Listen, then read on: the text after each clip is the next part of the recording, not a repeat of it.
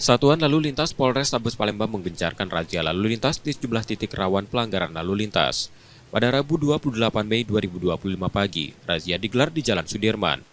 Hasilnya 20 sepeda motor dan 1 unit mobil milik pengusaha catering terjaring karena tidak dilengkapi dokumen kendaraan serta kelengkapan standar kendaraan. Razia ini menjadi bagian dari upaya penertiban demi meningkatkan keselamatan pengguna jalan. Nah itulah tadi, makanya kita harus tidak henti-hentinya kita mengingatkan kepada masyarakat, ya, guna untuk kepentingan masyarakat juga.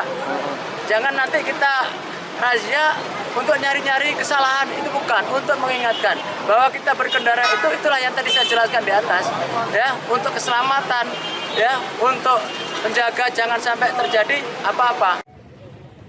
Masyarakat diimbau untuk selalu melengkapi surat-surat kendaraan dan perlengkapan standar sebelum berkendara, karena razia akan digelar rutin Satlantas Polrestabes Palembang.